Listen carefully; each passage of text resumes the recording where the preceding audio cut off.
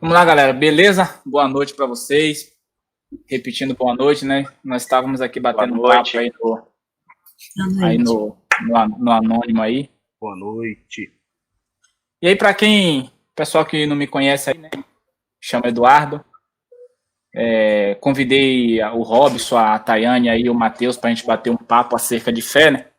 Porque eu tenho percebido que as pessoas, elas têm se agarrado muito numa fé que não segue os padrões bíblicos e elas acabam entrando em crise. Aí muito por isso eu convidei vocês para a gente estar batendo esse papo aí acerca da fé.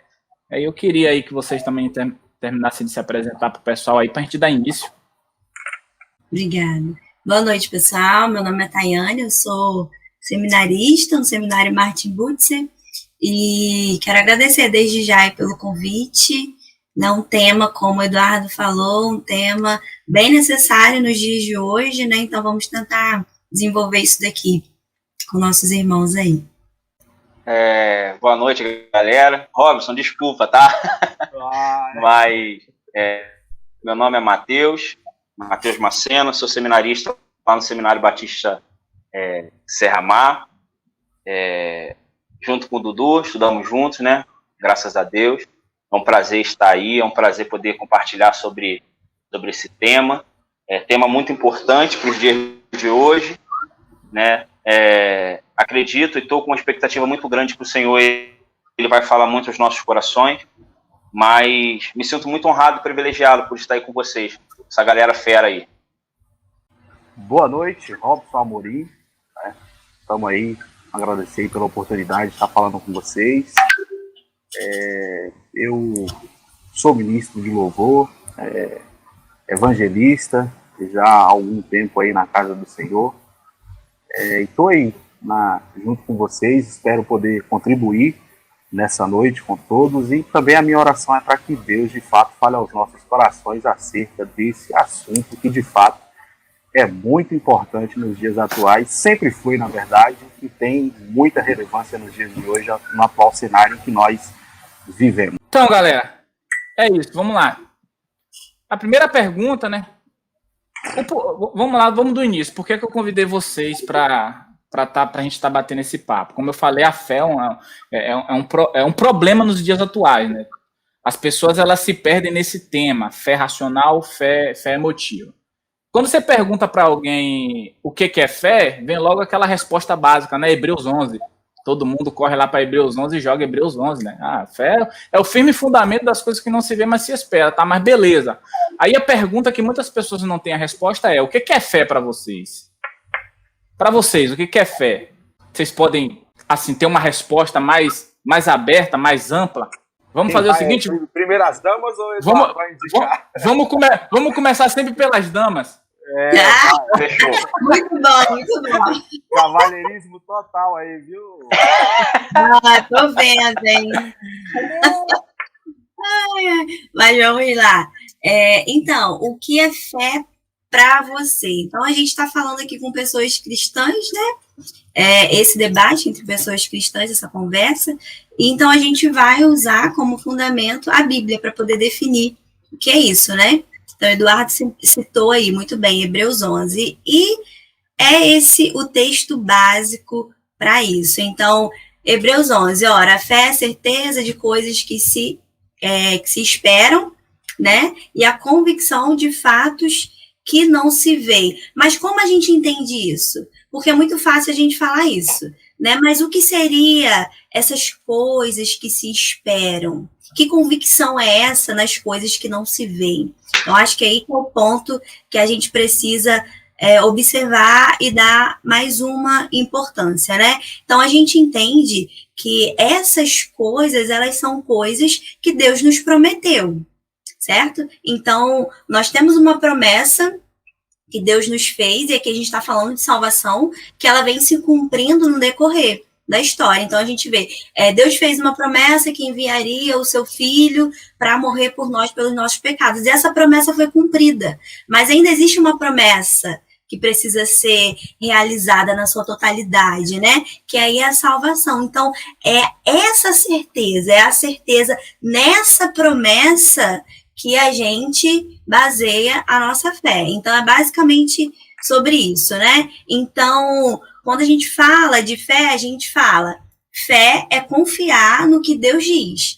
Independente de ser algo natural ou algo sobrenatural, é confiar na palavra de Deus. E aí a gente tem alguns outros versículos, né? Eu até coloquei alguns aqui, que diz, né? O céu e a terra passarão, mas as minhas palavras jamais passarão. A palavra do Senhor permanece para sempre.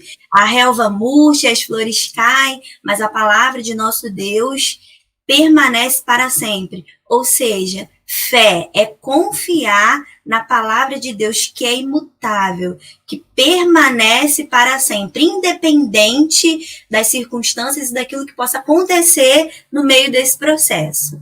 Então, agora eu passo a palavra para meus irmãos. Então, fé para mim, isso aí que você, Dudu, você, a Tayane, falou, realmente, se hoje nós perguntarmos para qualquer pessoa o que é fé, né, a pessoa vai logo usar esse clichê gospel, né, podemos dizer assim, de Hebreus 11. Mas só que esse texto de Hebreus 11, querendo ou não, a carta aos Hebreus é uma carta, ela é um pouco complexa para a gente ler superficialmente e querermos usar ela às vezes fora de contexto, mas eu entendo quando o escritor aos Hebreus ele diz que a fé é o firme fundamento, e aí o Senhor ele ministra ao meu coração que o firme fundamento é aquilo que fundamenta alguma coisa, é aquilo que vai dar base para alguma coisa, né? Então, quando eu entendo o que é fé, esse firme fundamento é o que vai me dar base para eu suportar os processos até eu chegar à completude disso, que é o que a Tayane falou, que é a salvação. É quando essa promessa que Cristo nos faz de nos salvar, né? Então, ou para mim, para o Mateus, o que é fé? A fé é aquilo que vai me dar firmeza naquilo que já foi prometido pelo meu Deus, pelo meu Senhor. Né? Para nós que somos cristãos evangélicos, a fé é na obra, é a firmeza que tem um alicerce, que dá firmeza, que sustenta toda uma base para que nós possamos acreditar e confiar, mesmo não vendo aquela promessa. Né? E quando ele vai entrar em Hebreus 11, na galeria dos heróis da fé, ele está dando essa introdução de a fé ser o firme fundamento, porque foi justamente essa fé fundamental que fez com que os grandes homens que foram, eles ficassem firmes na promessa que o Senhor fez. Então, para mim, fé é aquilo que vai me fundamentar, é aquilo que vai me dar firmeza, é aquilo que vai me fazer ser constante na promessa. Manda, Robson. Pois é, muito bem, né? Parece simples o assunto, parece que não tem muito assim a ver, mas quando a gente passa para uma definição mais íntima, a gente começa a se deparar especialmente com algumas dificuldades. Isso também porque o fundamento de Hebreus do capítulo 11, ele é verdadeiro e a palavra de Deus ela é eficaz, então traduz muito bem aquilo que é fé. Mas isso externalizando, por exemplo, é a confiança plena que um indivíduo ele tem naquilo que Deus prometeu, assim como já foi dito, e especialmente na sua palavra e a esperança do cumprimento dela em nossas vidas. É quando você descansa nesse propósito de Deus, acreditando que esta palavra, que esta promessa, que tudo isso se cumprirá em nossas vidas. Entendi. A Tayane e o Mateus e o Robson acabaram falando a mesma coisa em palavras diferentes. Né? A Tayane falou contrair na palavra, o Mateus falou fundamentar na palavra e o Robson falou crer na palavra. Então, acabou que a fé ela se externou em uma única coisa. Agora, uma pergunta interessante que eu queria estar trazendo para vocês é o seguinte: para vocês, o que é fé emotiva agora? O que quer dizer esse termo fé emotiva? Fé emotiva, então. Parece até meio contraditório, né? Porque fé, né, emotiva, ou é fé ou é algo emotivo? Porque a fé, ela está muito ligada a algo que é interno, é a base, né? A estrutura, como a gente já ouviu, né? Então, é aquilo que vai me dar estrutura, né, sobre aquilo que eu estou crendo. Então, parece que é meio confuso, mas a gente entende que, quando eu falo de fé emotiva, eu posso estar falando de uma fé que é baseada em experiências, né? Então, essa fé, ela, mesmo que de uma forma equivocada, mas a gente acredita que ela existe, porém de uma forma equivocada. Mas ela é uma fé que está ligada principalmente diretamente ao nosso emocional, às sensações, né? Então, essas emoções que podem até ser expressadas pela fé, mas não serem baseadas na fé. Então, o que eu quero dizer aqui eu posso expressar a minha fé por meio dessas emoções? Posso. Como? No momento de oração, de intimidade com Deus, no levantar das minhas mãos, né, com as lágrimas, com o meu louvor. Então, assim, eu posso estar expressando a minha fé. Agora, eu não posso me basear nela. Por quê? As minhas emoções, elas são corrompidas pelo pecado. E as minhas emoções, elas podem ser superficiais e até mesmo negar a minha fé. Então, se a gente for usar um exemplo prático, por exemplo, uma pessoa que ora pedindo a cura, uma mãe que ora pedindo a cura de um filho, e esse filho não é curado. Então, a mãe, nesse processo de luta, ela pode desenvolver tristeza e ela pode negar a fé dela. Entendeu? Então, quando a gente baseia a nossa fé nas nossas emoções, a gente não tem a estrutura ou uma estrutura sólida para ficar firme quando as circunstâncias não cooperarem, né, para o fortalecimento dessa fé. Então, acredito que nesse ponto, nesse aspecto, isso seria uma fé emotiva, uma fé instável, que é unicamente ligada às nossas emoções, que podem ser relativas, superficiais e passageiras. Cara, eu acho que a Tayane, ela expôs muito, muito bem o que é a fé emotiva. É justamente isso, né? É a crença, a crença não, né? Mas acreditar em algo baseado nas nossas emoções. E Jeremias, se não me engano, vai dizer que o coração do homem ele é enganoso. E querendo ou não, nosso coração ele é a chave, é o principal, é onde liga todas as nossas emoções. Então, a fé emotiva é isso, é você acreditar por experiência. Não posso dizer que é o que a Tayane falou. Às vezes é a motivação certa, né, fazendo de forma errada.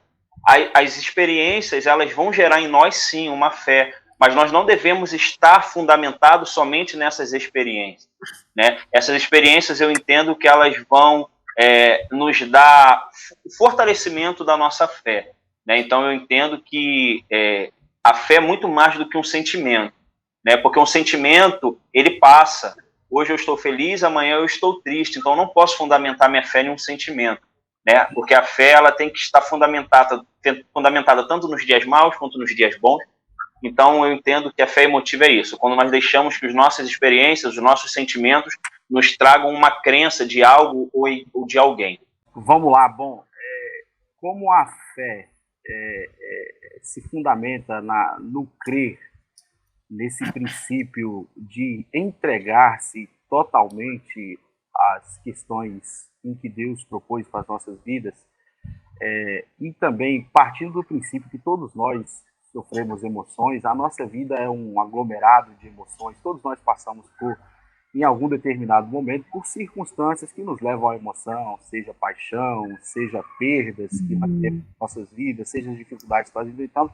Então, nossa vida, quando nós vamos analisar e quando nós somos profundamente sinceros, nós passamos por um turbilhão de emoções.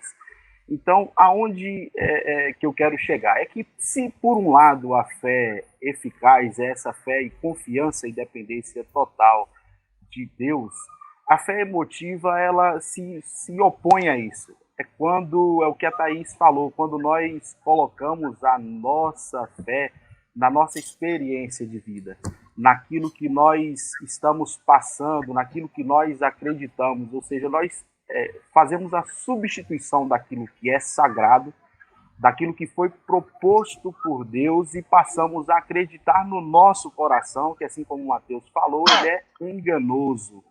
Então, e não é muito difícil nos dias atuais a gente encontrar esse tipo de fé, porque exatamente por essas circunstâncias, por nós sermos seres emotivos, temos em nossa fisiologia, em nossa formação, essa capacidade de sentir E é por isso que muitas vezes, abrindo aqui já um espaço para uma fala, que na igreja, no culto, nós sentimos, nós esperamos e nós confiamos com a emoção. Mas quando nós tiramos o pé de fora do templo, nós vamos precisar confiar em plenitude em Deus. E aí aquilo que você recebeu dentro do templo, você toma um choque com o externo, que é o mundo.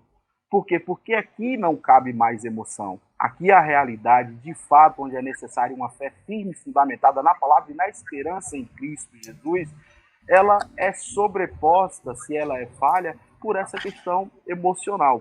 Então, assim, a gente caminha muitas vezes, porque a fé de fato é esperança, mas uma esperança alicerçada em nada. Que quando você de fato vai encontrar com as circunstâncias em que requer de você confiança em Deus, você vai estar completamente despreparado, porque você só sentiu emoções. A sua fé só lhe trouxe confiança em nada. É como aquela casa edificada sobre areia, que parece estar na rocha quando você está ali participando do culto, do templo que você está adorando, parece estar na rocha, mas dadas as emoções que ocorrem naquele momento de culto, quando você sai do lado de fora, você percebe que o vendaval veio e derrubou a casa. Por isso é muito importante, é um convite que sempre deve ser feito, especialmente por nós que somos ministros da Palavra de Deus, que nós venhamos alicerçar de fato a nossa fé na rocha que é Cristo Jesus, porque quando as coisas apertarem, quando de fato já não houver mais possibilidades em nós mesmos, porque somos falhos e transgressores, aí sim a mão forte de Deus irá nos sustentar diante desse caminho que nós temos trilhado aí, especialmente nesse tempo de muita dificuldade, onde pessoas têm perdido pessoas através dessa pandemia. Enfim, é na hora da realidade do vamos ver que nós temos que entender que essa fé verdadeira em Cristo Jesus precisa estar, de fato, aliançada e alicerçada na rocha e na palavra. Isso dá até uma analogia interessante que você falou. Antes, só responder o pessoal aqui que está no chat aí falando com a gente. Boa noite, pessoal. Sejam bem-vindos todos vocês, tá? Qualquer coisa pode mandar pergunta aí que o pessoal tá afiado aí. Se eles não souber responder, depois a gente responde, né? Que sabe como é. Isso que o Robson falou da casa, né, que foi edificada sobre areia é interessante, porque a pessoa edifica a casa sobre areia e ela tem fé de que se um vento vier forte, a casa vai ficar em pé. Aí a casa cai e ela se frustra. Então isso é um sinal de uma fé que é emocional que ela teve sobre um fundamento errado. Porque de fato não foi a fé que deu errado. Não foi a esperança dela que deu errado, ou a crença dela em Deus que deu errado, mas simplesmente foi o fato dela ter feito a obra errada. E engraçado que a Bíblia vai dizer, né, que a fé sem a obra acaba sendo morta. Então isso é bastante interessante. Nesse tempo que a gente vive, nós vivemos um tempo aí exclusivamente de pandemia, né? Muito difícil, onde eu acredito que vocês também têm olhado as redes sociais, vê muito as redes sociais, e o que mais se vê nas redes sociais eu tenho fé de que fulano de tal vai ficar bem, ou eu creio que ciclano vai melhorar, eu tenho fé que Deus vai dar a vitória. Não, e tem umas pessoas que vão até além, falam, não, Deus já deu a vitória, Deus já curou, Deus já libertou, Deus já salvou. E aí, a pergunta para vocês, isso é uma fé, essa fé é uma fé emocional? E a outra é o seguinte, Deus responde uma fé emocional para vocês? Baseada numa emoção dessa? Deus responde? Então, interessante isso que você falou, Eduardo, que essa coisa, né, parece que a fé, ela é uma corrente positiva, tem gente que usa, né, a fé como uma corrente positiva, então não, a gente vai se unir, né, e aquela coisa, uma energia, que se todo mundo juntar essa energia, né, essa fé, ela vai produzir, ela vai operar aquilo que a gente espera, aquilo que a gente quer que ela venha operar, né. Então, isso é uma ideia de fé equivocada, porque a fé, na verdade, ela independe disso, né? Ela é promovida pelo próprio Deus. Então, assim, fé emotiva, biblicamente, não existe, né? Então, uma fé que necessita de coisas palpáveis para se manter, uma fé que necessita de profecias e revelações e objetos, como a gente vê muito isso, né? Às vezes as pessoas fazendo essa barganha, né? Então, para que a sua fé ela vai produzir algo se você der algo, né? Ou leve isso daqui para sua casa, utilize isso daqui porque isso daqui vai mover isso ao seu favor. Na verdade, isso são intermédios, né? Que são oferecidos como se fosse algo onde que a gente pudesse basear a nossa fé. E aí a gente também acaba olhando para a Bíblia e a gente vê, por exemplo, se a gente for usar como exemplo, né, o próprio Tomé, ele tinha uma base que era a profecia. Jesus falou, olha, eu vou morrer, mas eu vou ressuscitar no terceiro dia. E Jesus ressuscitou, né? Aquela promessa foi cumprida, mas Tomé precisou tocar, ele precisou palpar para ele poder crer que Jesus, de fato, tinha ressuscitado. E às vezes é isso que a gente busca, né? Então, a gente está sempre assim, procurando por meios, né? Por caminhos que parecem que tornam a fé mais evidente, mais real, porque a gente acaba tendo essa necessidade, né? E aí a gente entende que essa é uma visão de fé equivocada. Então, acredito assim, Deus opera através dessa fé emotiva, Deus opera através da misericórdia dele e das promessas e do propósito dele. Então, Deus ouve orações, Deus é misericordioso, né?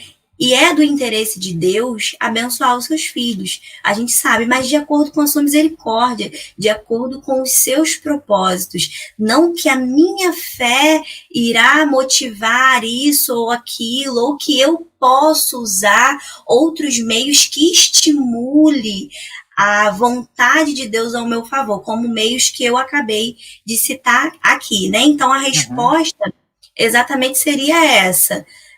Não existe essa fé emotiva, é uma fé equivocada, e Deus se utiliza da sua própria misericórdia, do seu propósito, para realizar aquilo que de fato é o que precisamos, dentro da ótica de Deus, e não da nossa. Rapaz, Tayane foi na cabeça do prego, deixou eu e o Robson de pés e mãos atadas. Esse negócio dela falar primeiro aí tá dando problema, viu? Ela fala tudo. Se a gente botar na prova. Se quiser, a gente pode operar depois. Mas é isso aí, cara. Essa fé... Essa fé emotiva, ela é uma fé equivocada, né? É uma fé onde os nossos sentimentos, ele quer impor a Deus, né, algo que a gente deseja, né? Seja uma cura, seja um milagre, seja um bem material, seja qualquer outra coisa, essa emoção ela pode querer colocar Deus contra a parede, falar, é porque eu estou pedindo, é porque eu quero, porque a minha emoção está pedindo, e o Senhor tem que fazer, e não é muito bem assim, né? E aí a gente vai ver na Bíblia, lá no livro de 1 Samuel, eu lembro muito de Ana, né? Porque pode ser que eu esteja falando besteira, mas eu entendo que Ana, ela sempre orou ao Senhor por um filho, por um menino. E aí a gente vê um tipo de fé emotiva, onde pela emoção, qual era a emoção, qual era o sentimento? Era o sentimento de vingança, era o sentimento de querer mostrar para outras pessoas que ela também tinha um filho. E eu vejo isso como um tipo de fé emotiva, querer algo bom por uma motivação errada, né? E aí, quando ela ora pedindo Samuel, né, que é o ápice, que é a última oração dela pedindo por um menino, ela estava ali tendo uma fé emotiva? Estava tendo uma fé emotiva porque ela continuava pedindo por emoção. Só que naquele momento eu entendo que Ana, ela deixou de viver ou deixou de crer em uma fé que poderia apenas suprir a necessidade emotiva dela, mas também ela colocou uma fé que alcançaria um plano e um projeto para o Senhor. Então eu entro onde a Tayana falou, o Senhor ele age através dos propósitos e da misericórdia dele. Ali, as outras vezes, ele podia ter atendido Ana, mas ele não atendiu porque ainda não era para um propósito específico. E quando ela ora, mesmo que com a emoção, mesmo que com os sentimentos, mas coloca ao Senhor, Senhor, é para um propósito, aí eu acho que o Senhor, ele age. aí eu entendo que o Senhor ele vai mover, porque aí é pela graça, pelo propósito dele, é para a glória dele, né? Então eu entendo que quando nós temos uma fé emotiva e nós queremos para o nosso próprio bem-estar, para a nossa satisfação pessoal, o Senhor não vai agir, até porque ele não vai agir para a nossa satisfação, ele vai agir para o cumprimento do propósito, pela misericórdia dele e pela graça dele. Vamos lá, rapaz, é complicado falar depois desses dois aí, viu? Assim, é uma aula atrás da outra. Mas, tá vendo aí, Eduardo? Vai lá, joga duro. Glória a Deus por isso. Eduardo, há uma confusão quando a gente fala de fé com as questões das experiências que nós iremos, ao longo da nossa jornada, possuir com Deus. Experiências de cura, experiências de oportunidades que irão surgir em nossas vidas. E parece que essa fé ela é um pouco forçada e a gente tem caminhado em busca dessa fé cada vez mais. A Tayane disse que nada nesse sentido pode mover o propósito de Deus sobre nossas vidas. A grande verdade é que a fé é a confiança plena em Deus e independente de, na hora de você pedir ou você requerer, você esteja emocionado ou não, nada disso pode mudar o propósito e a vontade de Deus sobre nossas vidas. A grande verdade é que Deus opera por misericórdia. E claro que nós, como somos seres humanos e a gente sente nossas necessidades, e há uma orientação bíblica que tudo aquilo que nós pedirmos em nome de Deus, que aquilo nos seria concedido, que através do nosso relacionamento com Deus, muitas coisas poderiam ser alcançadas. Embora tudo isso exista, a fé nunca foi instrumento de consecução de coisas com Deus. Não foi para isso. Na verdade, a fé ela é para que nós acreditamos de fato na obra realizada, redentora de Cristo em nossas vidas. E a grande confusão é que a gente vai usar essa fé primordial de primícia em Cristo Jesus para as coisas secundárias que o Evangelho nos propõe. Tudo isso é secundário. E tudo isso, além de secundário, é passageiro, não é eterno. Há em nós a necessidade, como seres humanos, e nessa jornada nossa, porque quando eu falo assim, por que é importante observar? Porque parece que eu estou aqui militando contra, por exemplo, que a pessoa peça algo a Deus. Mas o que eu estou dizendo é que isso é secundário e consequência de algo primário e muito maior. Ou seja, se eu estou enraizado na palavra, se eu descanso na proposta de Deus e na sua promessa, certamente a minha jornada será como a jornada de Deuteronômio 28, que Deus vai dizer que se obedecermos os seus estatutos e os seus mandamentos, se nós fizermos tudo quanto ele manda, que nós seríamos benditos ao entrar, bendito ao sair, que a nossa família serão como oliveiras plantadas junto ao ribeiro. Então, assim, isso são ramificações e consequências daquele que obedece e descansa com fé no Senhor. Se você está guardado nesta palavra, e aí se você está sentindo emoção, ou se você está tendo fé por razão, a grande verdade é que Deus é misericordioso, Ele é abençoador, e nós não podemos, de forma alguma, limitar aquilo que Deus irá fazer. Por exemplo, o Mateus falou da história de Ana, uma pessoa que está balbuciando, que não consegue se expressar, que não consegue se falar, que está diante do altar em busca de um filho, porque tem a sua madre cerrada, e ela vai ser agraciada naquele momento. Então, primeiro, a gente não pode limitar Deus em relação à fé que as pessoas estão sentindo, porque Deus vai agraciar conforme sua misericórdia, bondade, conforme sua graça, isso está para todos nós. E a gente também não pode achar que porque há uma fé verdadeira e eficaz e firmada em Deus, como Ele requer em sua palavra, isso irá nos trazer alguma benécia, que não seja de fato o propósito da sua salvação. Agora, há as consequências e a ramificação de uma fé, de uma crença em descanso em Deus, ela sim, ela vai te prosperar, ela vai te fazer uma pessoa bem-sucedida, porque o cara que está em Cristo, ele quer trabalhar, o cara que está em Cristo, ele quer constituir família, ele respeita e ama o seu próximo, então são todas ramificações daquele que está firmado e alicerçado em uma fé verdadeira no propósito salvífico da palavra de Deus. Ou seja, é uma ação, né? A pessoa, ela tem fé, a pessoa, ela recebe de Deus porque ela está cumprindo a palavra. Né? Então acaba que a fé vem sendo fortificada. O Alex perguntou se ambas as fés, a emocional ou a racional, se elas são perigosas em algum aspecto, em algum momento. Quem se habilita a responder? Deixa eu falar um pouco dessa, porque está um pouco na linha do que eu falei. A gente tem aí esse perigo, porque qual o grande perigo que nós vivemos hoje no evangelho atual? É esse evangelho que se baseia nas nossas experiências de vida e que, de alguma forma, essas experiências de vida querem te tornar superior a alguém. Por exemplo, alguém que prega muito, alguém que canta muito, alguém que tem o dom e discernimento de espíritos e que trabalha com libertação e exorciza pessoas que estão endemoniadas.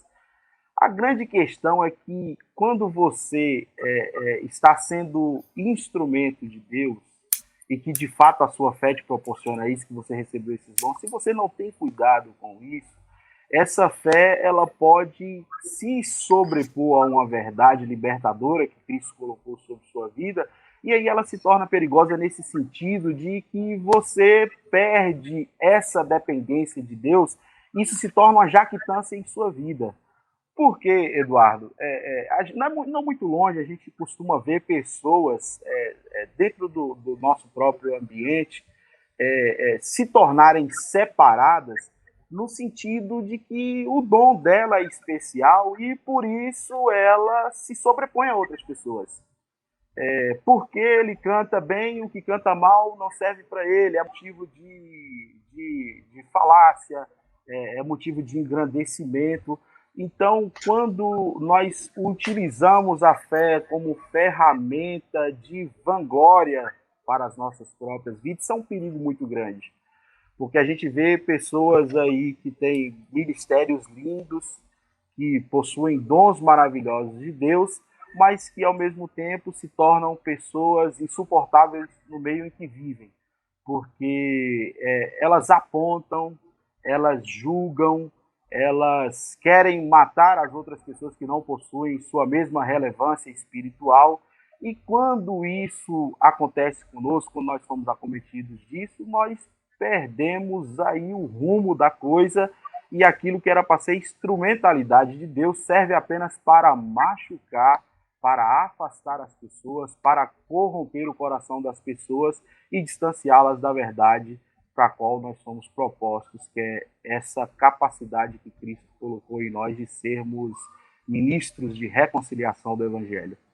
Então, para mim é perigoso nesse sentido, e a fé emocional ela é esse perigo porque ela fica nesse limbo, ela tramita nesse caminho, e ela pode aí deixar as pessoas com um vazio enorme, porque você tenta ir para um lado, você vê que não deu certo, você tenta a outra coisa, você vê que não deu certo. Quando você para, você está desesperado, em lugar algum, perdido e sem caminho a trilhar.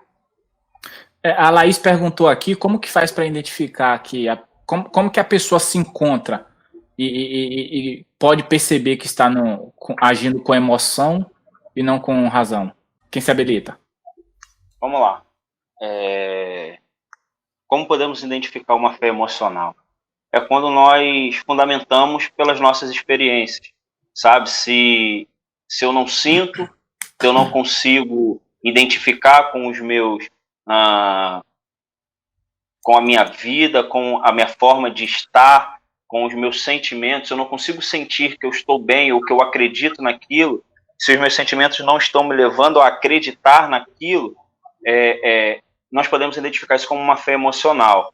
Né? Uma fé emocional quando chega em alguma determinada situação e aí nós estamos sendo impelidos por um sentimento podemos dizer até um sentimento bom, um sentimento que vai nos dar a certeza, e aí por algum momento a gente passa a desacreditar daquilo, porque eu não consegui enxergar, porque eu não consigo achar que eu começo a achar que eu não vou alcançar aquilo que eu estava precisando, aquilo que eu estava pedindo, aquilo que eu acreditava. E aí aquele sentimento ele começa a murchar dentro de nós, começa a ir enfraquecendo, e aí nós começamos a ficar tristes, achando que não temos mais fé. Mas, na verdade, nós estamos sendo levados por uma fé emotiva, por uma fé emocional, algo que o nosso coração está produzindo. É uma certeza que o nosso coração está produzindo. E aí nós devemos ficar muito alertas quanto a isso, né? Quanto a essa fé que é levada pelas nossas emoções. Porque a fé que a Bíblia nos ensina é a fé que nós não vamos sentir. E muitas das vezes nós não vamos ver, mas nós devemos acreditar. Nós devemos ter a certeza.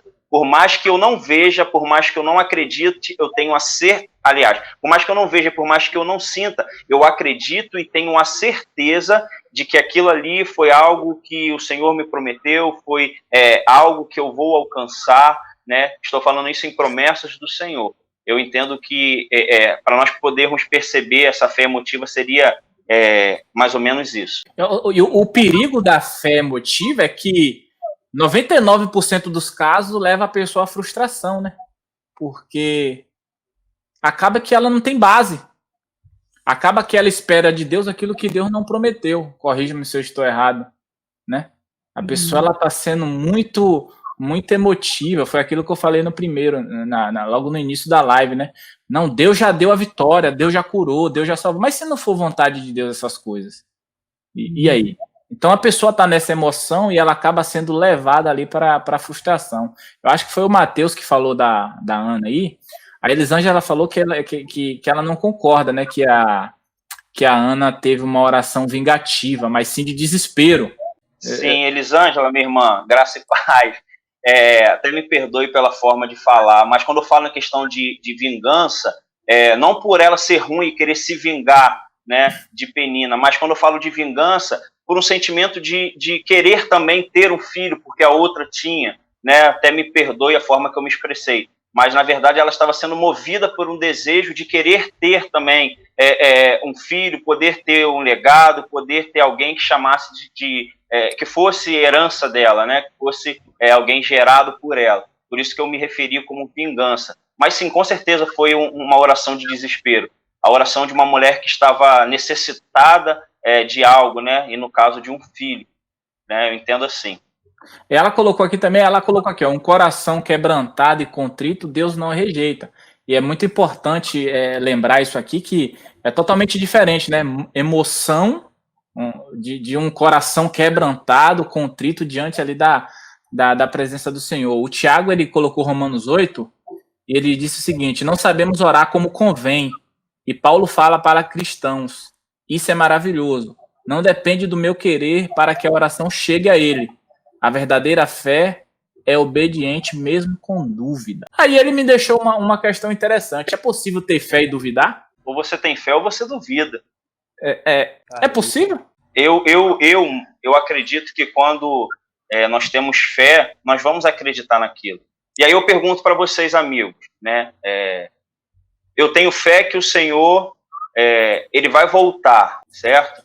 Certo. E aí, mas será que essa fé ela vai nos deixar alguma vez com alguma dúvida? É algo que nós ficamos no nosso questionamento, né?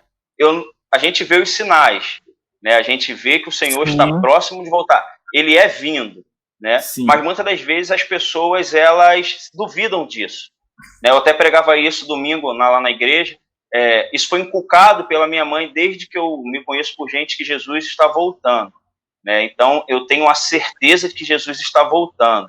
Então, quando eu tenho a fé e eu creio nisso, eu não posso duvidar. Pelo contrário, eu tenho que me preparar para que isso aconteça. Por mais que a salvação seja pela graça dele, né? Mas eu tenho que me preparar porque eu acredito naquilo. Deixa para os amigos responderem também. Querem falar algum comentário? Querem falar alguma coisa? A gente precisa ter em mente que a fé ela é algo produzida pelo próprio Deus, né? Porque às vezes a gente acaba caindo naquela questão de produzir fé, como eu identifico essa fé aqui, essa fé ali, mas eu preciso entender que essa fé, ela é produzida pelo Espírito Santo, né? É dom de Deus, né? Exatamente. Então, quando a gente está falando de fé emocional, a gente está falando de uma fé equivocada que está sujeita a algum tipo de falha, algum tipo de erro, né? E a fé, quando ela é totalmente racional, ela também está. Porque a razão humana, ela também é limitada e ela também é manchada pelo pecado. Então a gente precisa do Senhor para fazer esse equilíbrio, para estar dando, sabe, aquele equilíbrio na razão, na emoção e conseguindo fazer que isso fique perfeitamente bíblico, digamos assim. Então, assim, só um ponto que eu queria que a gente se atentasse, porque, como que nós vamos saber se estamos firmes na fé ou se estamos vivendo uma fé emocional equivocada? Então, é muito fácil a gente falar que a gente tem fé, a gente professar isso com a nossa boca, quando isso fica somente no campo da nossa mente, né, na psique. Mas quando isso é a nossa estrutura, quando isso está dentro de nós, isso sai daqui, né? Isso é gerado aqui. Então, eu tenho a fé com a minha estrutura, com a minha base, com a minha regra, né, de fé. A própria Bíblia, ela é a nossa regra de fé. Então, o conhecimento dessa fé, que aí, no caso, seria de forma racional. Eu estou falando isso porque a gente está falando muito de fé emocional, né? Sim. Então, trazer um pouco essa questão do lado racional também. Mas, enfim, eu tenho alguns meios onde eu posso observar essa fé equivocada? Tenho, mas eu preciso entender que essa fé é produzida pelo Espírito Santo em mim. Então, se eu pudesse usar alguns exemplos, eu vou usar um exemplo, eu entendo a força dessa fé que é produzida por Deus em mim quando as circunstâncias não me apavoram. Ou quando eu tenho um conhecimento verdadeiro da pessoa de Jesus, não por palavras, não uma fé que foi gerada somente no meu entendimento, mas uma fé que foi gerada como base, como estrutura dentro de mim. E é essa fé que vai me fazer conseguir permanecer firme no conhecimento de Deus em meio às circunstâncias, entende?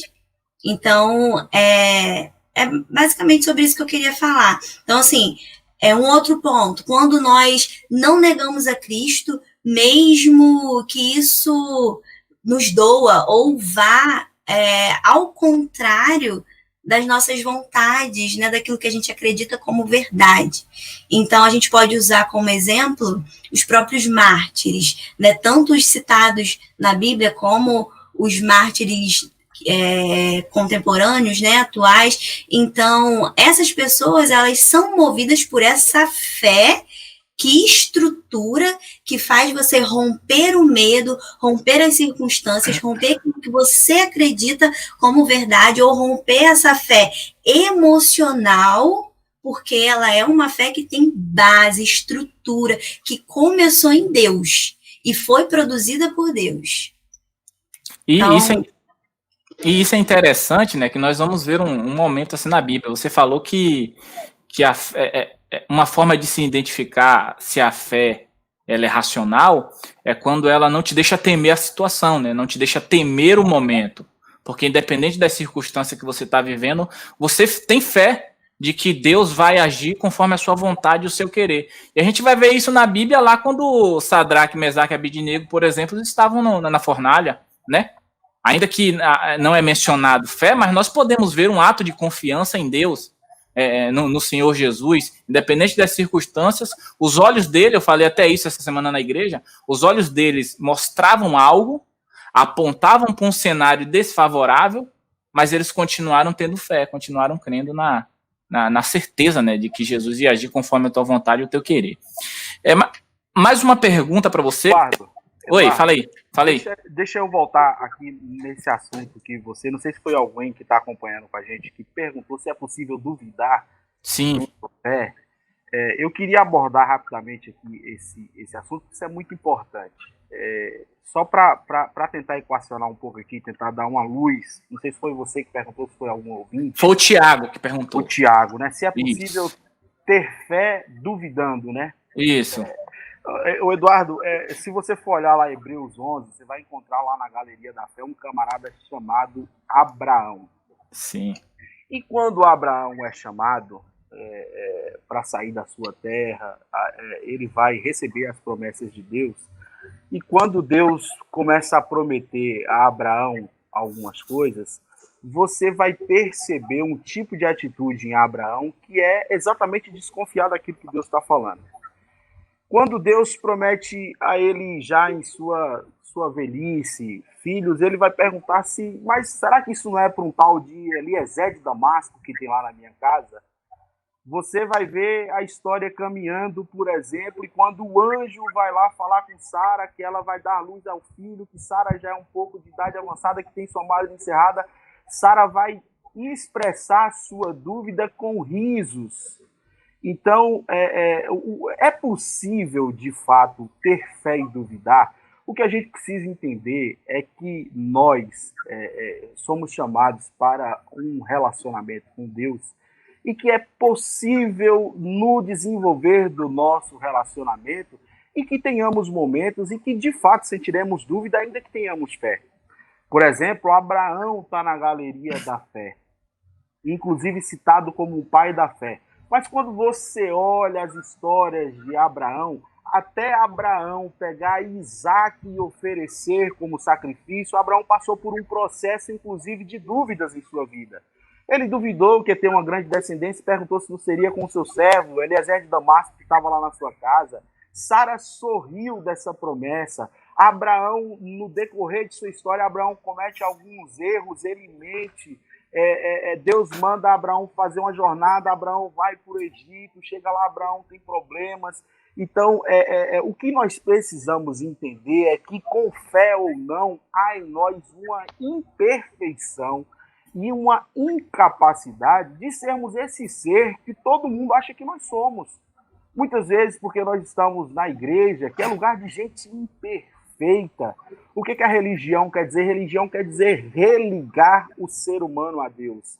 Então, quando nós estamos ali, nós confessamos a nossa total dependência de Deus e que na nossa jornada nós vamos passar por processos que vai mostrar que nós somos seres humanos falhos, fracos e totalmente dependentes do mover e do agir de Deus. E a gente vai ver que, apesar de Abraão ter dúvidas, apesar de Abraão mentir, apesar de Abraão deixar que as pessoas tomassem posse de Sara, apesar de Sara e Abraão fazer com que ele tivesse um filho com Agar e, de certa forma, tentar intervir no processo que Deus deu para eles, com toda essa imperfeição, Deus ele vem e pega tudo isso e se demonstra um Deus misericordioso e que vai cumprir a sua promessa na vida de Abraão. Então, independente de nossa fé e se nós iremos duvidar na nossa jornada, Deus ele está agindo em nosso favor. Nós vamos adquirir experiências e que haverá um dia em que será requerido o nosso filho, o nosso Isaac, e estaremos prontos para oferecer como sacrifício. E Deus, mais uma vez, irá intervir e vai prover o cordeiro para o sacrifício. Então, é possível que se duvide, é possível que se titubeie no meio desse caminho, porque nós somos imperfeitos e é aí que a força de Deus se aperfeiçoa em nossas fraquezas. Então, é possível, sim, duvidar, porque você não é perfeito, meu querido, eu não sou perfeito, e nós estamos na dependência de Deus, porque é Ele quem realiza a obra em sua totalidade e plenitude em nossas vidas. Verdade. Muito forte. Vocês querem comentar alguma coisa? Vocês dois? Só que é uma aula do Robson, né? Se ele fizesse o apelo, eu acho que eu aceitava Jesus de novo. E, com certeza. Só tem fera aí, rapaz. Meu Deus. Mas isso aí só rapidinho, isso aí que o Robson falou é verdade, nós somos imperfeitos, né? E aí, enquanto ele falava, eu lembrava de Davi, que tinha a promessa de dele vir um reino que seria eterno, e ainda assim, muitas das vezes, ele duvidou quando Saul perseguia, né? A fé, ela não vai nos livrar das nossas dúvidas, né? Mas nós devemos acreditar sempre, né, naquilo que o Senhor nos prometeu. Por isso, Fala. Vai falar. Por isso que nós estamos nesse processo, né? A gente precisa entender isso como um processo. O finalmente, né, que será o perfeito, ainda não aconteceu. Então, nesse processo, assim como nosso irmão Robson citou, desde o início da história a gente vê a humanidade o tempo todo, né, caindo, levantando, mas Deus cuidando do seu povo, porque estava no processo de cumprir o seu propósito, e ainda estamos nesse processo, até que ele se realize de forma perfeita. Ou seja, isso que vocês estão falando me leva a entender que a fé, ela não parte do homem. Ela vem de Deus para o homem. Exato. É como se já fosse uma vontade de Deus para que aquela pessoa viesse a crer. Aquela pessoa que de fato se rende aos pés dele, né? Me gerou uma outra pergunta. É possível uma pessoa, vamos falar nos termos atuais, é possível um ímpio ter fé? Biblicamente não. Biblicamente não. Porque a fé gera arrependimento. Não tem como desvincular a fé de arrependimento. Então, a gente pode ter fé equivocada sobre outras coisas, não sobre uma verdade bíblica. A gente está falando de fé na promessa de salvação, de redenção. Agora, um ímpio, ele pode ter fé no ateísmo, ele pode ter fé no budismo, ele pode ter fé em Alá. Mas quando a gente fala de uma fé salvadora e unicamente verdadeira em Cristo Jesus, isso seria impossível.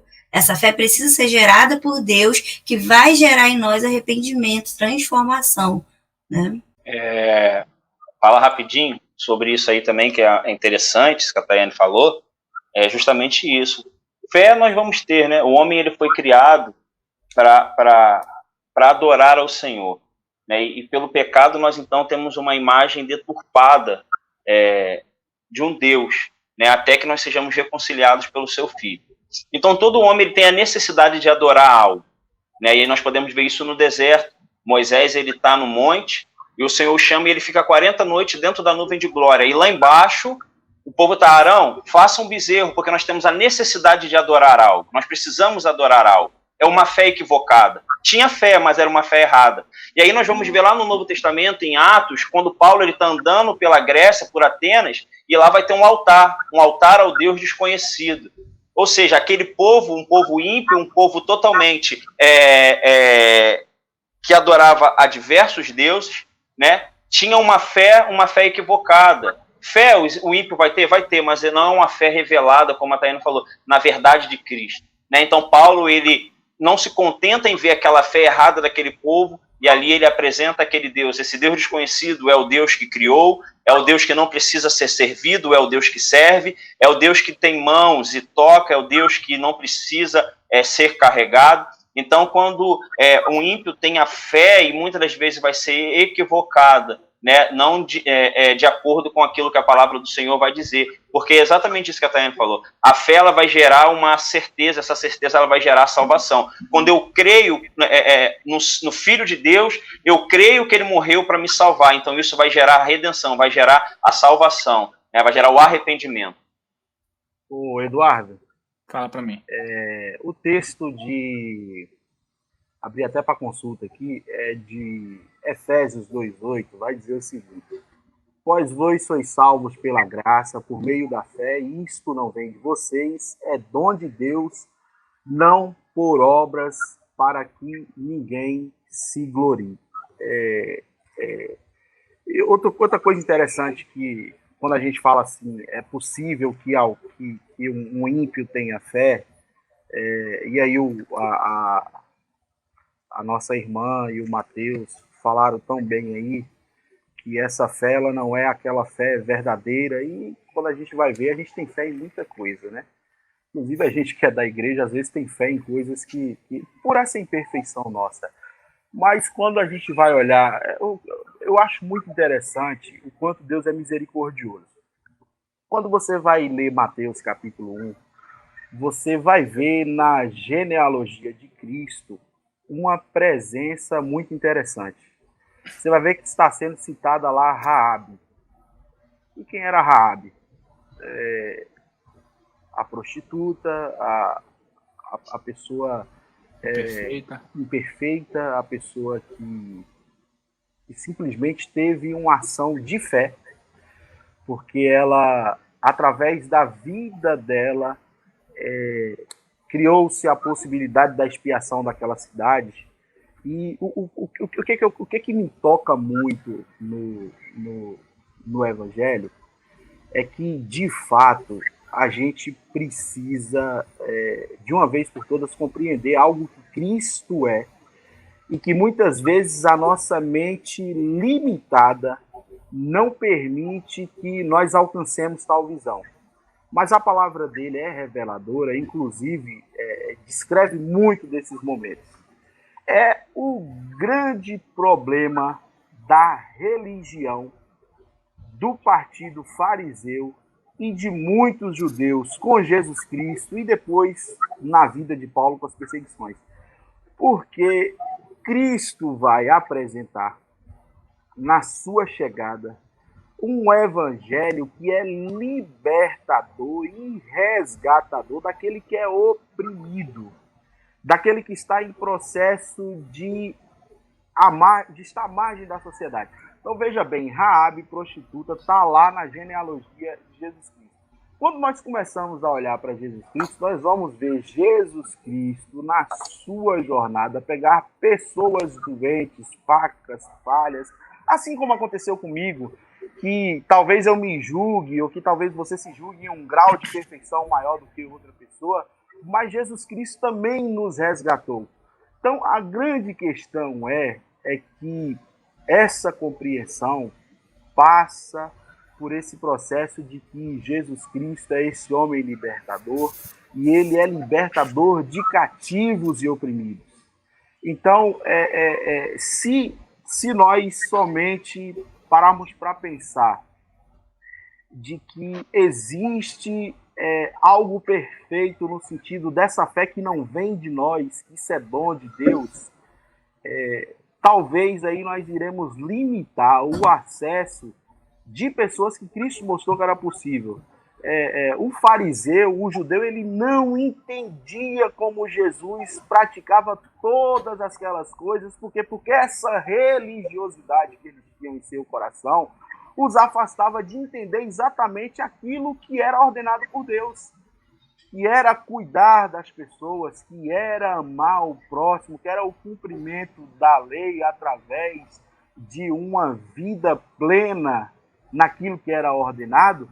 E essa falsa separação de que eu sou melhor, porque eu recebi a promessa, porque a minha fé é melhor do que a do outro, porque o meu talento é melhor do que o do outro, isso muitas vezes nos torna um pouco travestido desse fariseísmo e desse momento do povo judeu não convertido que afastou, de fato, as pessoas de receberem essa promessa e esse amor de Cristo e essa graça.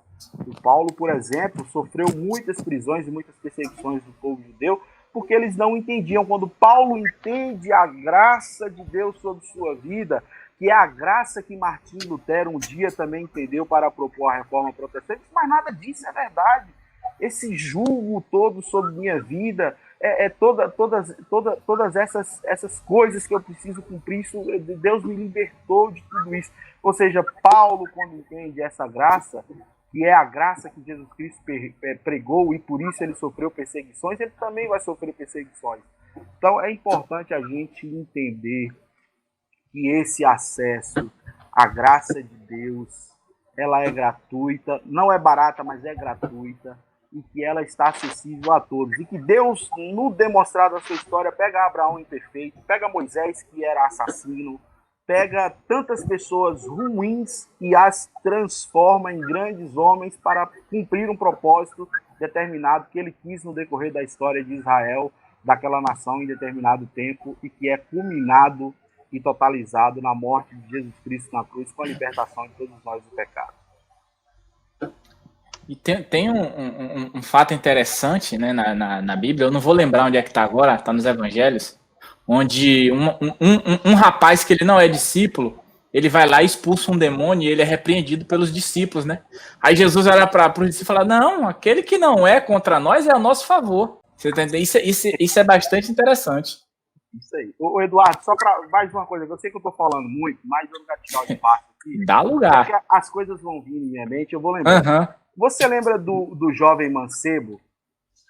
Aquele cara que procura Jesus e chama ele de bom mestre? Jesus vai falar, não, rapaz, bom só Deus.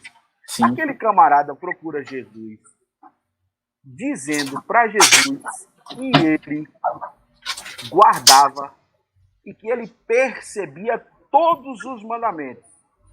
Ou seja, ele está dando a seguinte mensagem para Jesus: Jesus, eu sou perfeito, eu quero aí o endereço do meu aparte hotel que eu vou ter lá no céu. O senhor me fala o número, a rua, tudo certinho, e eu vou lá, porque eu, desde criança eu sou perfeito. Desde criança eu guardo todos os mandamentos. Jesus, você não sabe quem sou eu sou o cara. E Jesus vai falar para ele, rapaz, eu tô vendo que você é bom mesmo, faz o seguinte, vai lá e vende tudo que você tem e dê aos pobres. Esse cara some da história, ele não volta, a gente não vê falar para onde é que tá esse cara. Sabe o que isso acontece? É o ar de superioridade que esse cara chegou até Jesus Cristo, achando que ele estava pronto e ele é perfeito.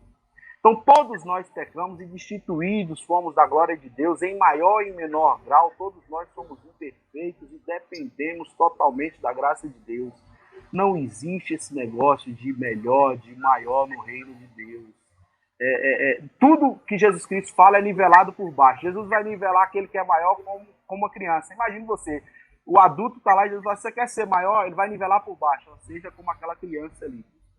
Então, assim, a gente tem que parar com esse negócio de achar que a gente eu digo a gente assim, porque muitas vezes o sentimento que quem está no evangelho passa para quem está de fora, né? Sim. É o pecador, é o adúltero, é o safado, como se nós fôssemos aquele jovem mancebo perfeito. E quando Jesus manda ele vender tudo que ele tem, Jesus está dizendo, rapaz, todos nós pecamos em alguma coisa. Por isso nós não podemos nos gloriar em nós mesmos. Essa é a grande verdade sobre nós. Forte.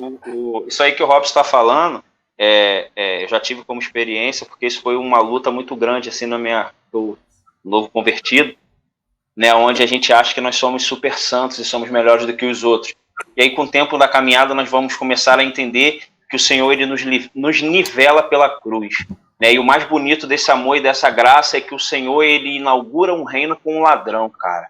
E quando eu vejo que o Senhor ele inaugura um reino com um ladrão, que Jesus é esse? Que amor é esse? Que graça é esse? Eu não posso julgar o cara que está ali na porta do bar, porque amanhã ele pode estar na minha igreja, num púlpito, pregando e ministrando sobre a minha vida.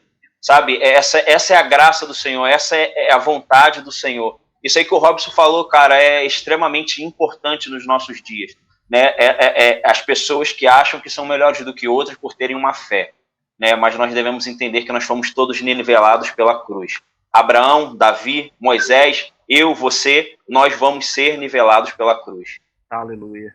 Glória a Deus. Mais uma vez enfatizando, né? É produzida pelo Espírito Santo, não por nossas obras, e a Bíblia é muito clara, enfática nisso, né? Então, como nosso irmão Robson falou, não é mérito nosso, e a gente, de fato, a gente não pode ter esse olhar para o ímpio, né? Como aquelas pessoas superiores, até porque um dia nós fomos alcançados por essa graça, por essa misericórdia que Deus pode também alcançar esses ímpios, né? E quando a gente fala de uma fé que promove libertação, a gente está falando da evidência dessa fé, né? Não de uma superioridade por meio da fé, mas isso também é possível. A gente vê, eu acredito que todos nós aqui temos exemplos de pessoas, ou em nossa família já convivemos com pessoas que declaram que têm fé em Deus, mas vivem uma vida totalmente contrária, que evidencia totalmente o contrário disso. Então a gente precisa ter isso em mente. Então, a fé, de alguma forma, assim como a salvação, ela é evidenciada. ela não pode ser mascarada pelo fato de que ela não é feita por obras. E ela não vem por obras, ela não é conquistada por obras. E não é, mas a gente consegue evidenciar isso. E uma dessas evidências é o arrependimento, que é promovido pelo Espírito Santo. Aleluia. Porque creio, Amém. faço. Amém. Amém. Parece até uma frase dessas de efeito aí desses pensadores, né? Se penso, logo existo. Opa! Parece esse. Tiagão fala assim, me mostra a sua fé, que eu lhe mostro as minhas obras. Né? Olha aí. Meu Deus. É consequência, a fé produz obras. Né? Uma está interligada com a outra e elas não andam separadamente. Porque eu creio, eu faço, porque eu recebi essa graça, eu me arrependo dos meus pecados todos os dias e sou dependente de Deus. É isso que a nossa irmã falou aí. Vocês deviam fazer mais isso aí, porque a gente vai aprender aí com vocês. Rapaz, cara, é impossível, ou seja, o que vocês estão falando é impossível ter fé e não agir em prol do reino. Não, eu trabalho porque eu sou salvo, eu não trabalho para ser salvo. Exato. Eu trabalho porque eu fui salvo. Glória a Deus. Meu Deus, é forte. Jesus, ele, em 2 momentos, um é lá quando ele vai falar do grão de mostarda, né? Se sua fé fosse do tamanho de um grão de mostarda, você mandaria que esses montes passassem de um lado e eles iriam. E o outro momento é Pedro, quando está atravessando sobre as águas, ele chega para Pedro e fala: homem de pouca fé. É possível medir o tamanho da fé? Porque a gente, de vez em quando, nós vemos pessoas, cara, minha fé está muito pequena, ou minha fé está muito baixa. Como é possível identificar o tamanho da fé? E se é possível identificar? Se é possível medir essa fé? E aí? Rapaz, é uma sinuca de bico, né? Mas, tem que cara, pegar a treina e medir, amigo, pra saber se é grande. Eu vou falar por mim. Cara, a minha fé é muito pequena. Né? Eu reconheço que a minha fé é muito pequena. Se tem como medir a fé, meu irmão, Mateus, ainda não encontrei a trena que meça a fé. Não sei se os irmãos aí já encontraram, mas entendendo que a fé não é algo que Deus que não é algo meu, mas é algo que Deus me dá, eu acho que quando a gente quer dimensionar essa fé, eu acho que nós estamos querendo trazer para o nosso controle. Eu quero produzir uma fé, então eu preciso produzir, eu quero que ela cresça. A minha oração é: Senhor, coloque mais fé no meu coração. Essa é a minha oração, né? Mas eu não consigo dimensionar. Agora, falar sobre Pedro, cara. Velho, quem sou eu para falar de Pedro? O cara que teve a fé pequena, mas andou sobre a água. Se eu tivesse uma fé pequena como a de Pedro, eu estava mudando a minha localidade, eu estava mudando a realidade do meu bairro, da minha cidade, né? Mas vou deixar os irmãos falarem aí, porque isso daí é uma pergunta meio, meio apertada. Uhum. A gente tem um exemplo na Bíblia que o próprio Jesus cita como uma fé grande, digamos assim, né? Quando o centurião que chega lá diante de Jesus pedindo para que Jesus curasse o servo dele, e ele fala: olha, eu não sou digno de que você entre na minha casa, mas se você professar aí a palavra de cura, meu servo vai estar curado. Com as minhas palavras, né? Tô falando. E aí Jesus fala, né? Em Israel não tinha visto homem de tamanha fé. Então, o elogio aí do próprio Jesus para a fé daquele homem, né? Então, eu queria jogar essa daí para vocês. Meu Deus. O Eduardo, isso fica pior ainda quando ele vai comparar o menor grão que existe, né? O grão de mostarda. Se você tiver uma fezinha, você vê aí se vai ser desse tamanho, que a gente vai ver o que você pode fazer.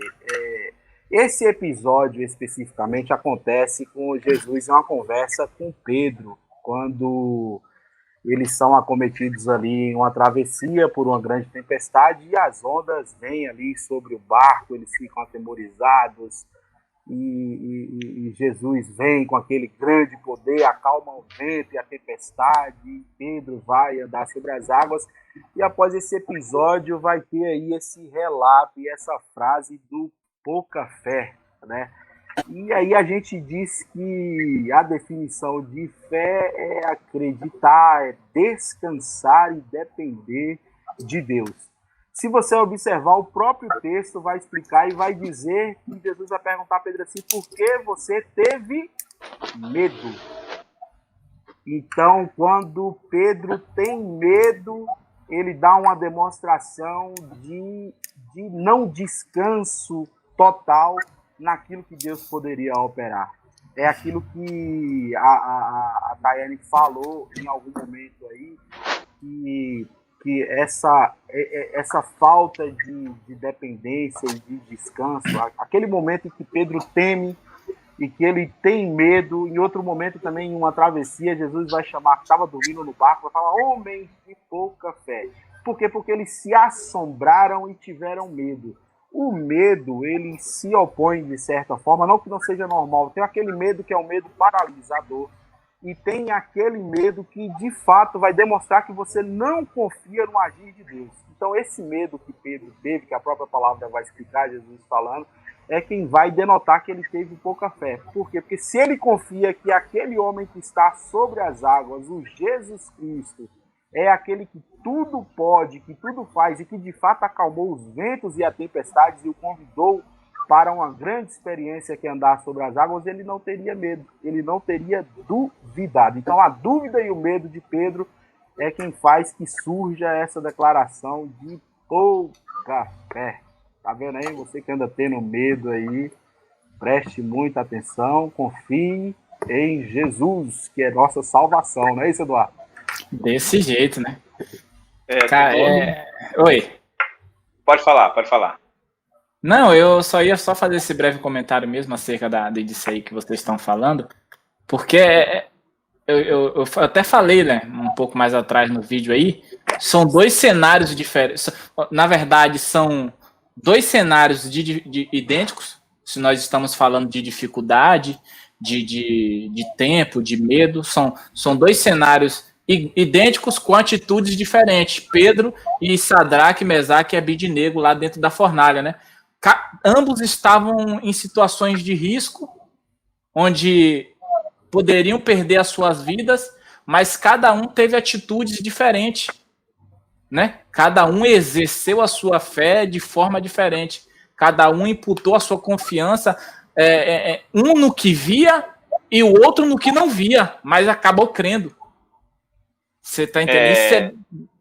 Pode falar. É isso, era justamente sobre isso que eu ia falar, essa passagem que o Robson citou, né, que é a famosa passagem onde Pedro anda sobre as águas e Jesus vem ao encontro. O que me chama muita atenção é que o que fazia com que os discípulos tivessem medo era as ondas e os ventos, né? E aí o Jesus Todo-Poderoso vai vir andando sobre as ondas e contra o vento. E aí Pedro está vendo ele. E o que me chama muita atenção é que Jesus andava sobre aquilo que trazia medo aos discípulos. Jesus andava em meio àquilo que causava medo nos discípulos.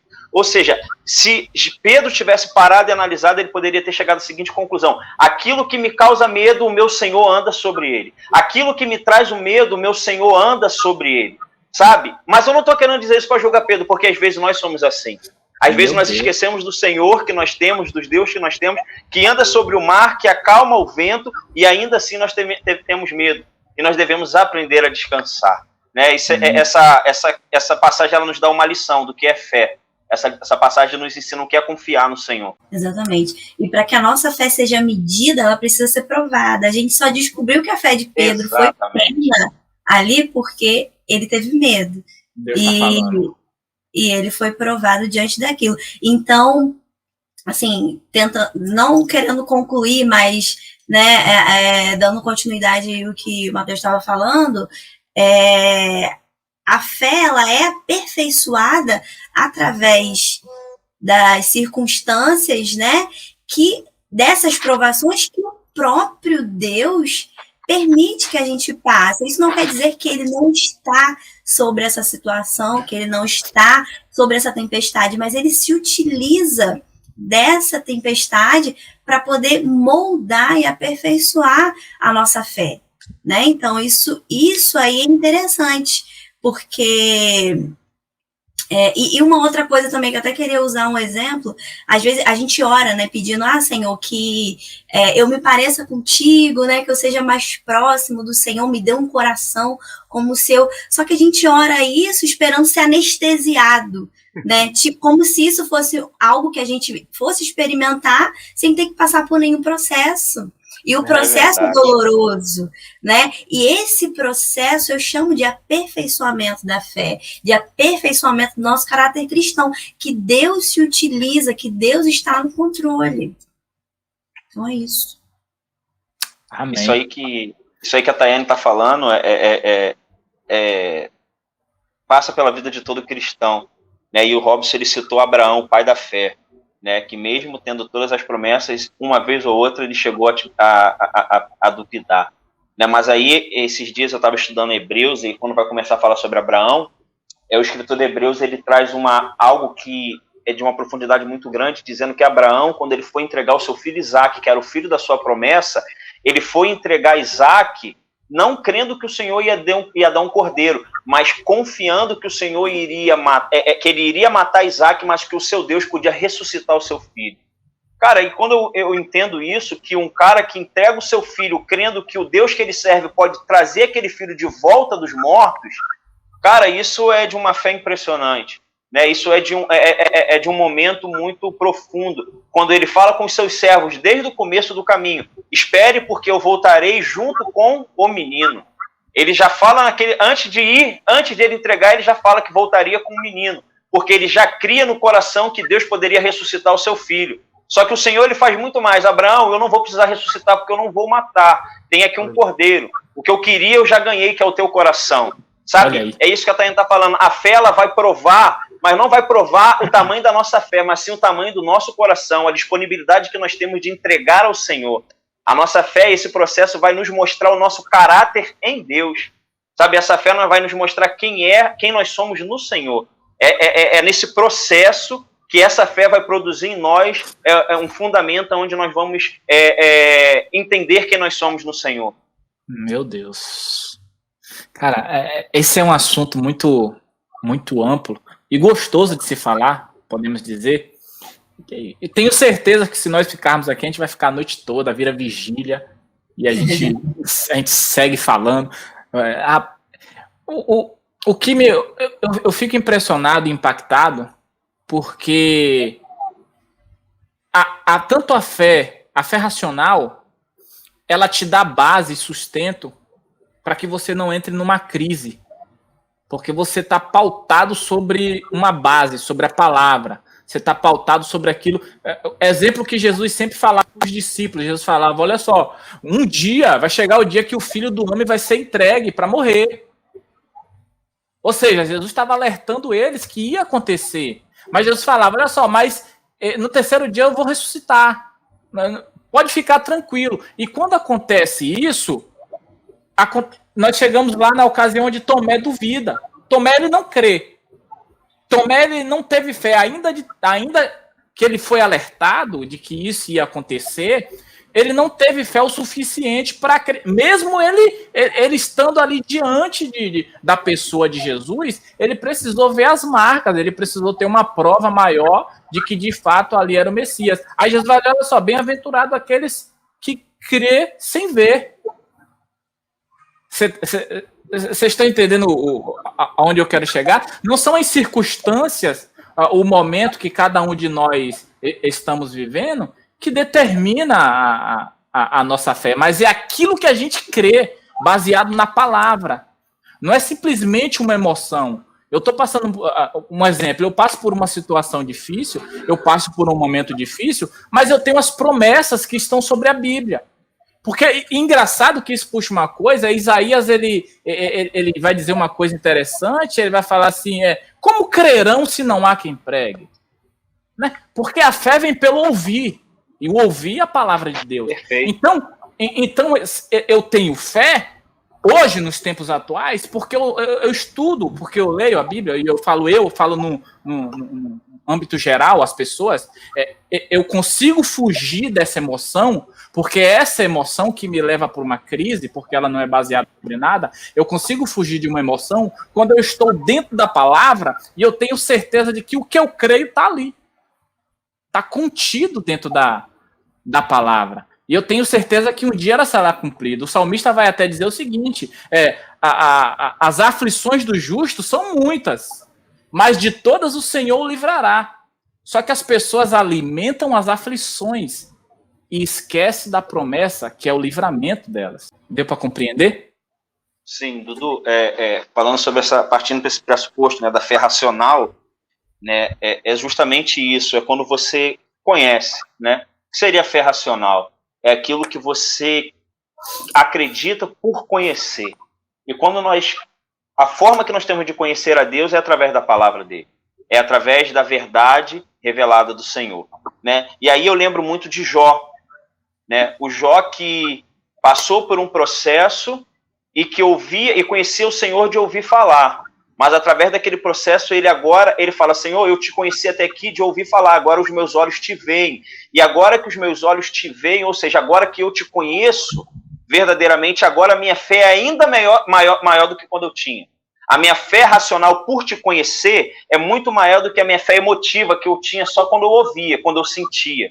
Então, quando nós temos essa fé racional que nós conhecemos, ela vai nos dar base para nós estarmos firmes em meio às circunstâncias e aflições da vida que todos nós passamos.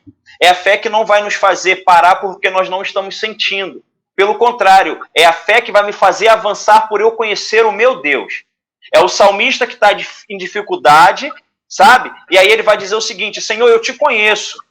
Eu te conheço. Eu não só te sinto, como eu te conheço. Né? Então, nós temos que ter isso em mente. Sabe, o rei Josafá que ele vai falar ao Senhor, Senhor, nós estamos sendo afligidos, nós não temos forças, mas os meus olhos estão no Senhor. Eu te conheço, eu sei o que o Senhor fez. Eu sei como o Senhor libertou o meu povo do Egito, eu sei como o Senhor me libertou o meu povo dos povos inimigos. Eu te conheço e a minha fé está baseada não pelo que eu sinto, não pelo que eu vejo, mas pelo que eu conheço. Então é essa a fé racional, é a fé que é baseada naquilo que nós sabemos a respeito do Senhor. E a forma que nós temos de alimentar essa fé é conhecer e buscar em conhecer ao Senhor a cada dia. No nosso momento de devocional, no nosso momento de secreto, no nosso momento de adoração espontânea ao Senhor, quando estamos dentro do nosso quarto, é dessa forma que nós vamos conhecer o Senhor. Né? Nós temos que entender que a fé racional, quando a gente fala sobre fé racional, só para concluir, né, porque eu estou falando muito, a fé racional, as pessoas acham que é a fé que eu tenho que fazer porque eu entendi. Né? Olha, eu sou racional demais, eu sou muito lógico, se aquilo ali não é o que parece, eu não vou fazer. Não, a fé racional não é isso. A fé racional, ela vai me fazer, mesmo sem entender, mas por conhecer eu vou fazer. Porque Deus nos fez ser pensantes. Então ele usa da nossa mente, ele usa da nossa consciência para poder produzir em nós essa certeza. Se Deus nos fez ser pensantes, ele quer que nós conhecemos. Aí Paulo vai dizer em Romanos 12:2, né, transformeis, né, a vossa mente, não com os padrões do mundo, mas agora usem a sua mente para poder transformar esse mundo. Então, por isso nós precisamos dessa fé racional, porque através dessa fé racional nós podemos trazer conceitos práticos, né, e muitas das vezes palpáveis para aquelas pessoas que ainda não têm essa fé. Amém. Exatamente. E Deus, ele nos criou como seres racionais, né? Então, isso é intencional, né? Não foi um erro de fabricação. Deus nos criou para nos relacionarmos. É por meio da comunicação. E a palavra de Deus é o quê? A Bíblia é o quê? Uma forma de comunicação. E é interessante que Deus, ele se propôs em se revelar para nós. Então, a gente tem a Bíblia como fonte disso. Então, ele nos ensina, ele nos informa, né, desde a criação, como tudo foi formado, a queda. Então, olha aí, a informação, né, a mensagem sendo passada. E eu queria só citar 2 versículos rapidinho. Mateus 22, do 36 ao 37, que diz assim, mestre, qual é o grande mandamento da lei? Perguntaram para Jesus. E Jesus respondeu, amarás o Senhor, teu Deus, de todo o teu coração, de toda a tua alma e de todo o teu entendimento. Né? Um outro versículo, 1 Pedro 3,15. Antes, santificai ao Senhor Deus em vossos corações e estais sempre preparados para responder com mansidão e temor a qualquer que vos pedir a razão da esperança que há em vós. Então, olha a direção aqui. Estejam preparados, se preparem no conhecimento, porque vocês vão precisar responder perguntas, porque vocês vão precisar responder sobre a razão que te traz, ou que traz esperança a vós. Entende? Então, não tem como separar a fé e a razão, elas precisam andar juntas, elas precisam andar paralelamente. Então, sim, é necessário. E é lógico que chega um ponto, a gente precisa ter essa consciência que os mistérios, né, de Deus, eles não são totalmente revelados a nós, porque mesmo sendo nós seres racionais, o Senhor está sobre nós, como nós somos criaturas, Deus o Criador. Então, ele se utiliza da razão, mas ele não está preso à razão. Até porque se ele se limitasse à razão humana, ele seria como nós, né? E ele é superior, nós somos inferiores, e essa própria superioridade, esse próprio mistério, que muitas vezes a razão, a ciência, a lógica não pode revelar sobre Deus, é o que torna ele superior, porque ele é infinito, nós somos finitos, né? Deus, ele tem controle sobre todas as coisas, nós somos limitados. Então, os mistérios de Deus revelam a sua soberania, a sua autoridade sobre a sua criação. Então, a gente precisa entender que sim, a nossa fé precisa ser sim, uma fé racional, até o ponto que essa racionalidade, que essa razão não diminua a autoridade de Deus. É tipo quando Deus olha para Moisés e fala assim: Moisés, por que clama a mim? Por que tá clamando, né? É basicamente isso que você falou. A fé e a razão, ela caminham juntos, né? Mas vai chegar um momento que Deus ele não vai se limitar à nossa razão, né? Até porque a promessa já havia sido feita da terra. Então o povo não ia morrer ali naquele lugar. Então Moisés está clamando porque ele está vendo um mar na frente dele. E racionalmente é impossível atravessar aquele mar. Você está entendendo? Então é importante entender isso. A fé e a razão elas andam junto.